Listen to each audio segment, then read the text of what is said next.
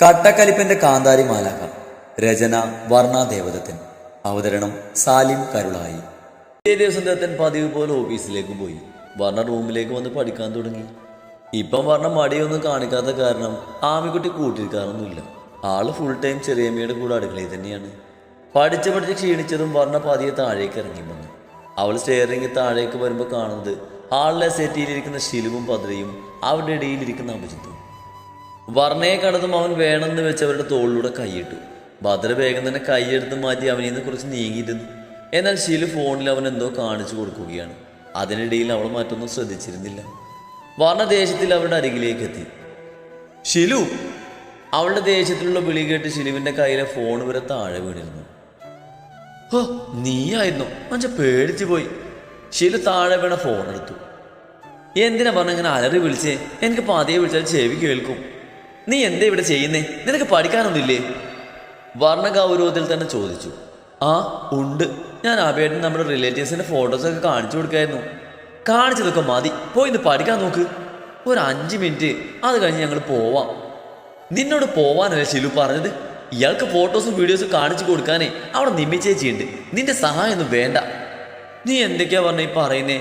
ഇങ്ങനെ ചൂടാവാൻ മാത്രം ഇപ്പോൾ എന്താ ഉണ്ടായത്? ഷീല ഒന്നും മനസ്സിലാവാതെ ചോദിച്ചു. ഒന്നും ഉണ്ടാവാതിരിക്കാനാ ഈ പറയുന്നത്. കൈ എടുക്കണു. വർണ്ണ ദേഷ്യത്തിൽ ഷിലുവിന്റെ തോളിലുള്ള അഭിജിത്തിന്റെ കൈ തട്ടി മാറ്റി. വർണ്ണ, നീ എന്തൊക്കെയാ കാണിക്കുന്നേ? ഈ നമ്മുടെ ഏട്ടനെ പോലെയല്ലേ? ഏട്ടനെ പോലെ അല്ലേ ഉള്ളൂ? ഏട്ടനൊന്നും അല്ലല്ലോ. പെൺപിള്ളേരെങ്ങനെ തൊട്ടുരുമ്പി ഇരിക്കുന്നത് അത്ര നല്ല ശീലമൊന്നും അല്ല. വർണ്ണ, മതി, നിർത്ത്. നീ പറഞ്ഞത് എങ്ങോട്ടായി പോകുന്നത്? നീ വെറും ഷിലു, വാ നമുക്ക് പോയി ബാക്കി പ്രോജക്റ്റ് കംപ്ലീറ്റ് ചെയ്യാം. ഒരു വഴക്ക് നടക്കുമെന്ന് മനസ്സിലായ ഭദ്ര ഷിലുവിനെയും പിടിച്ച് വലിച്ച് റൂമിലേക്ക് പോയി. ഞാൻ ഉള്ളിടത്തോളം കാലം നിന്റെ ഒരു ഉദ്ദേശം നടക്കില്ലടാ. വർണ്ണ അവനെ നേരെ കൈ ചൂണ്ടിക്കൊണ്ട് പറഞ്ഞു. നിന്റെ വിശ്വാസം നിന്നെ രക്ഷിക്കട്ടെ. ഈ അഭിജിത്ത് മനസ്സിൽ എന്തെങ്കിലും ഉറപ്പിച്ചിട്ടുണ്ടെങ്കിൽ അത് ഞാൻ നടത്തിയിരിക്കും. അഭിജിത്ത് വെല്ലുവിളിച്ചു. നീ ഒരു ചുക്കും നടത്തില്ല. വർണ്ണ ദേഷ്യത്തിൽ സ്റ്റെയർ കയറി റൂമിലേക്ക് പോയി. റൂമിലെത്തി വർണ്ണ ദത്തനെ വിളിക്കാനായി ഫോൺ എടുത്തുവെങ്കിലും പിന്നീട് അത് വേണ്ടെന്ന് വെച്ചു. അബിയെക്കുറിച്ച് ദത്തനെ എല്ലാം അറിയാമായിരുന്നിട്ടും അവനൊന്നും പ്രതികരിക്കാതിരിക്കുന്നതിന് പിന്നിൽ എന്തെങ്കിലും കാണുമെന്ന് വർണ്ണക്ക് അറിയാമായിരുന്നു. ഭദ്ര പൊതുവെ സൈലന്റ് ക്യാരക്ടറാണ്. പുറമേ ഉള്ളവരോട് അധികം അടുപ്പം കാണിക്കാൻ പോവാറില്ല. അതിന് പുറമെ അവൾ കുറച്ച് ബോൾഡാണ്. പക്ഷെ ഷീലു അങ്ങനെയല്ല. ആരെങ്കിലും ഒന്ന് ചിരിച്ച് സംസാരിച്ചാൽ അവിടെ കൂടെ സെറ്റാവും. അതുകൊണ്ട് അവളെക്കുറിച്ച് ആലോചിച്ചാണ് വർണ്ണക്ക് കൂടുതൽ പേടി. അവൾ ബുക്കെടുത്ത് കുറച്ചു നേരം വായിച്ചുവെങ്കിലും മനസ്സിനൊരു സമാധാനമില്ല. അതുകൊണ്ട് അവൾ താഴേക്ക് ഇറങ്ങിച്ചെന്ന് ഭദ്രയുടെയും ശിലുവിൻ്റെയും മുറിക്ക് മുന്നിലെത്തി. വർണ്ണയുടെ മുഖം ദേഷ്യത്താൽ വലിഞ്ഞു മുറുകി. ചെയറിന് മുകളിൽ കയറി നിന്ന് മുകളിലെ റാക്കിൽ നിന്ന് ചാർട്ട് എടുക്കുകയാണ് ഷിലു. അവളുടെ തൊട്ടരികിൽ അബി നിൽക്കുന്നുണ്ട്. ഷിലു കൈയെത്തിച്ച് ചാർട്ട് പേപ്പർ എടുത്ത് ഭദ്രക്ക് കൊടുത്തതും അബി അവളെ ചെയറിൽ നിന്ന് എടുത്ത് താഴേക്ക് നിർത്തി. ഡാ! വർണ്ണ അഭിജിത്തിന്റെ ഷർട്ടിനെ കോളേജിൽ പിടിച്ച് തള്ളി. നിനക്ക് എന്താ ഇവരുടെ റൂമിൽ കാര്യം? ആബിയായിട്ട് ഞങ്ങളെ പ്രൊജക്റ്റ് ചെയ്യാൻ ഹെൽപ്പ് ചെയ്യായിരുന്നു. ഷിലു ഇടയിൽ കയറി പറഞ്ഞു. ഞാൻ നിന്നോട് ചോദിച്ച ഷിലു, നിനക്കെന്താ ഒരു വട്ടം മലയാളത്തിൽ പറഞ്ഞാൽ മനസ്സിലാവില്ലേ? അത് പറഞ്ഞ് വർണ്ണ അബിക്ക് നേരെ തിരിഞ്ഞു. ഇറങ്ങിപ്പോയി റൂമിൽ നിന്ന്, ഇറങ്ങിപ്പോവാൻ. നീ എന്താ പറഞ്ഞ എന്നോട് ഇങ്ങനെ ബിഹേവ് ചെയ്യുന്നത്? ഇവരെന്റെ അനിയത്തിമാരല്ലേ? അബി നിഷ്കളങ്കമായി പറഞ്ഞു. നിന്ന് ന്യായം പറഞ്ഞ് ഇറങ്ങിപ്പോ, അതോ ഇനി ഞാൻ പിടിച്ച് പുറത്താക്കണോ? ഞാൻ പോയി തരാം, പക്ഷേ നീ എന്നോടുള്ള ദേഷ്യം എൻ്റെ അനിയത്തി കുട്ടികളോട് തീർക്കരുത് പ്ലീസ്. അബി കൈകൂപ്പി പറഞ്ഞുകൊണ്ട് പുറത്തേക്ക് പോയി.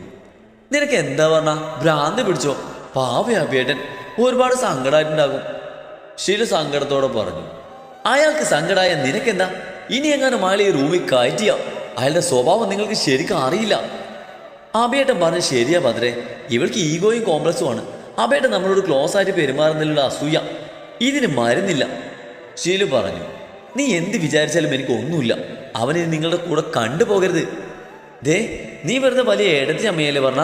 ഞങ്ങളുടെ ഏകദേശം പ്രായം തന്നെയാണ് നിനക്കും. അതുകൊണ്ട് ഞങ്ങൾക്കറിയാം ശരി ഏതാ തെറ്റേതാന്നൊക്കെ. ഇനി നീയായിട്ട് പഠിപ്പിക്കാൻ നിൽക്കണ്ട. നിനക്കൊരു കുന്തോ അറിയില്ല. ആരെങ്കിലും ഒന്ന് കളിച്ച് ചിരിച്ച് 2 പഞ്ചാര വാക്ക് പറഞ്ഞാൽ അതിൽ നീ വീഴും. നീ അബേട്ടനാണ് പറയുന്നെങ്കിൽ ഞാനത് വിശ്വസിക്കില്ല. ഏട്ട പാവ, കുറച്ച് മുമ്പ് തന്നെ പറഞ്ഞ നീയും കേട്ടതല്ലേ? നിനക്ക് എന്നേക്കാൾ വിശ്വാസം ഇന്നലെ കയറി വന്ന അവനെയാണോ? അങ്ങനെ നോക്കുകയാണെങ്കിൽ നീ ഇന്നലെ കയറി വന്നവൾ തന്നെയല്ലേ? ഷിലു പറയുന്നതിന് ശേഷമാണ് താനെന്താ പറഞ്ഞെന്ന ബോധം അവൾക്ക് വന്നത്. അപ്പോ ഞാൻ നിനക്ക് ഇന്നലെ കയറി വന്നവളാണ് ഷിലു? അത് പറയുമ്പോൾ അവളുടെ സ്വരം വല്ലാതെ ഇടറിയിരുന്നു. ഞാൻ അങ്ങനെയല്ല ഉദ്ദേശിച്ചത്. മതി, വേണ്ട, എനിക്കെല്ലാം മനസ്സിലായി. ഇനി വിശദീകരിച്ച് കഷ്ടപ്പെടുന്നില്ല. വർണ്ണ കണ്ണുകൾ തുടച്ച് പുറത്തേക്ക് ഇറങ്ങിപ്പോയി. നീ എന്തൊക്കെയാ ശിലി പറഞ്ഞേ? ഭദ്ര ചൂടായി. ഞാൻ ദേഷ്യം വന്നപ്പോൾ അറിയാതെ പറഞ്ഞതാ. അവൾ അഭയേട്ടനെ കുറിച്ച് ഇല്ലാത്ത പറഞ്ഞ നീയും കേട്ടതല്ലേ? അല്ലെങ്കിൽ അഭയേട്ടൻ എന്തിനാ നിന്നെ എടുത്ത് ഇറക്കിയത്? കയറിയതുപോലെ നിനക്ക് ഇറങ്ങാനും അറിഞ്ഞുകൂടെ? അഭയേട്ടൻ്റെ ഭാഗത്ത് തെറ്റുണ്ട്, അത് കണ്ടുകൊണ്ടാ അവൾ വന്നത്.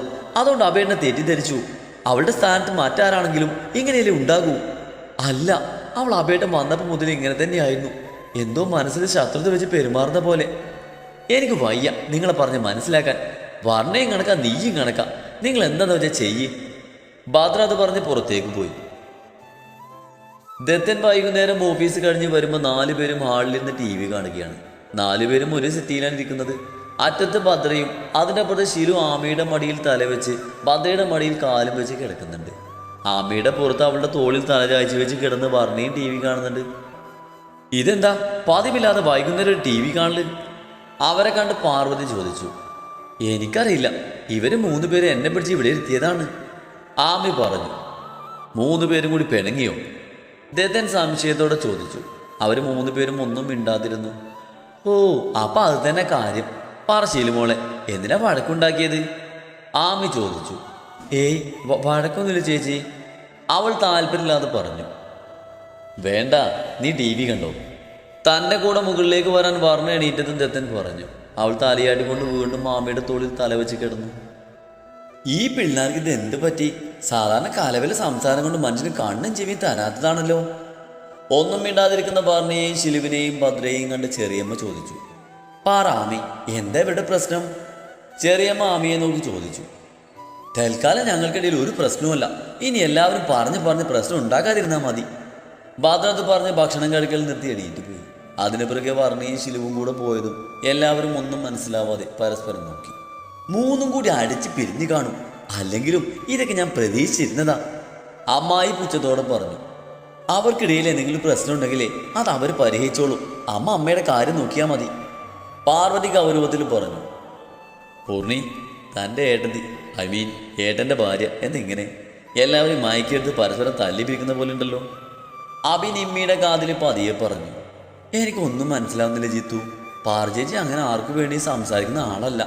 പിന്നെ എങ്ങനെ വർണ്ണയ്ക്ക് വേണ്ടി അമ്മയോട് ദേഷ്യപ്പെടുന്നു? അവൾ കാണുന്ന പോലെ അത്ര പാവം നല്ലെന്ന് തോന്നുന്നു. നിമ്മി പറഞ്ഞതും അബിയുടെ മുഖത്തൊരു ഗൂഢ പുഞ്ചിരി തെളിഞ്ഞു. ദത്തൻ ഡോർ ലോക്ക് ചെയ്ത് തിരിഞ്ഞതും വർണ്ണ ഓടി വന്ന് അവനെ കെട്ടിപ്പിടിച്ചു. ഇപ്പൊ 2 ദിവസമായിട്ട് ദത്തൻ്റെ കുട്ടിക്കുന്ന സങ്കടമാണല്ലോ. ദത്തൻ അവളുടെ പുറത്ത് പതിയെ തട്ടിക്കൊണ്ട് പറഞ്ഞു. എനിക്കറിയില്ല ദത്ത, നമ്മുടെ ശീലു, അയാള് എനിക്ക് പേടിയാവാ ദത്ത. എൻ്റെ കുഞ്ഞ് സങ്കടപ്പെടാതെ, ഞാനില്ല കൂടെ. എൻ്റെ ദേവൂട്ടി വന്നേ, ഞാൻ ചോദിക്കട്ടെ എന്താ കാര്യമെന്ന്. അവൻ ചേരിലേക്കിരുന്ന് അവളെ തൻ്റെ മടിയിലേക്ക് ഇരുത്തി. ഇനി പറ, എന്താ ഉണ്ടായത്? ദത്തൻ അവളെ തൻ്റെ നെഞ്ചിലേക്ക് ചേർത്ത് പിടിച്ചു. വർണ്ണയുണ്ടായ കാര്യങ്ങളെല്ലാം അവനോട് തുറന്നു പറഞ്ഞതും ദത്തൻ്റെ മുഖം ദേഷ്യം കൊണ്ട് വലിഞ്ഞു മുറുകി. പക്ഷേ അത് വർണ്ണ അറിയാതിരിക്കാൻ അവൻ ശ്രമിച്ചിരുന്നു. നിനക്ക് എല്ലാം അറിയാവുന്നല്ലേ ദത്ത, പിന്നെന്തിനാ അയാളെ വീട്ടിൽ താമസിപ്പിച്ചിരിക്കുന്നേ? എനിക്ക് പേടിയാവാ. അയാൾ എന്നോടുള്ള ദേഷ്യത്തിൽ ശിലുവിനെയും ഭദ്രയും എന്തെങ്കിലും ചെയ്യുമോ? അവനൊന്നും ചെയ്യില്ലടാ, ഞാനല്ലേ പറയുന്നത്. പിന്നെ അഭിജിത്തിനെ നമുക്ക് എളുപ്പം ഇവിടുന്ന് പുറത്താക്കാൻ കഴിയില്ല. അവന് പിന്നിൽ വേറെ ചിലർ കൂടിയുണ്ട്. അതിനെന്താ ദത്ത, സത്യങ്ങൾ എല്ലാവരെയും പറഞ്ഞ് മനസ്സിലാക്കിയാൽ പോരെ? അങ്ങനെ പെട്ടെന്നൊരു ദിവസം പറഞ്ഞാലേ ഇവിടെയുള്ളവർ അതെല്ലാം വിശ്വസിക്കൂ? ആമി ചേച്ചി പറഞ്ഞാൽ വിശ്വസിക്കില്ലേ? ഇല്ലടാ, അതിനുള്ള പ്ലാനുകൾ അഭി ആദ്യം തന്നെ ചെയ്തു വെച്ചിട്ടുണ്ട്. ഇനി അഥവാ ഇതിനെക്കുറിച്ച് നമ്മൾ എന്തെങ്കിലും പറഞ്ഞാൽ തന്നെ ആദ്യം ചോദ്യം വരുന്നത് നിന്റെയും മാമയുടെയും നേർക്കായിരിക്കും. എന്തുകൊണ്ട് അഭിജിത്തിന് അറിയുന്ന കാര്യം നിങ്ങൾ ആദ്യം പറഞ്ഞില്ല എന്ന്. അപ്പോൾ അവൻ എന്താ വെച്ചാൽ ചെയ്യട്ടെ എന്നാണോ? അല്ല കുഞ്ഞെ, അഭിജിത്ത് ഇപ്പോൾ ഇവിടെ നിൽക്കേണ്ടത് നമ്മുടെ ആവശ്യം തന്നെയാണ്. അവനിലൂടെ ചില ലക്ഷ്യങ്ങൾ നേടിയെടുക്കാനുണ്ട്. നീ പറയുന്ന ഒന്നും എനിക്ക് മനസ്സിലാവുന്നില്ല ദത്താ. എൻ്റെ കുട്ടി ഇപ്പോൾ തൽക്കാലം ഒന്നും മനസ്സിലാക്കണ്ട, സമയമാവുമ്പോൾ എല്ലാം അറിയും. പിന്നെ ശിലുവിൻ്റെ പിണക്ക് നമുക്ക് നാളെ രാവിലെ തന്നെ മാറ്റാം. അവളൊന്നും മൂടി. എന്നെൻ്റെ കുട്ടി സുഖമായി കിടന്നുറങ്ങാൻ നോക്ക്. ദത്തൻ അവളുടെ അടുത്ത് ബെഡിലേക്ക് കിടത്തി.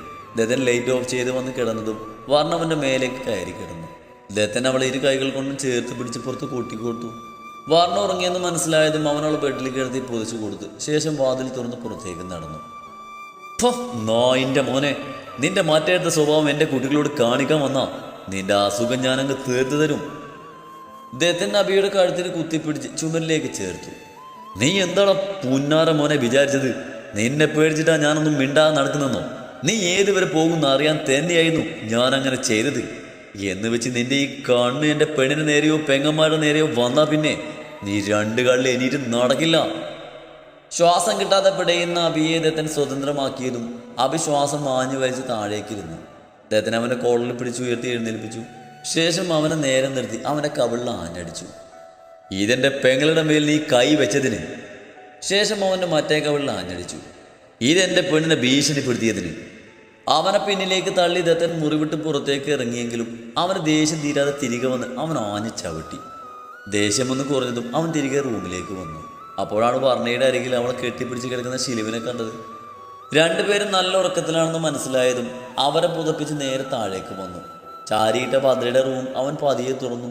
അവിടെ ഭദ്രയുടെ കൂടെ ആമയും ഉണ്ടെന്ന് മനസ്സിലായപ്പോൾ അവൻ വാതിൽ ചാരി റൂമിൽ തന്നെ വന്നു. ലൈറ്റ് ഓഫ് ചെയ്ത് അവൻ വർണ്ണയുടെ അരികിൽ വന്ന് കിടന്നു.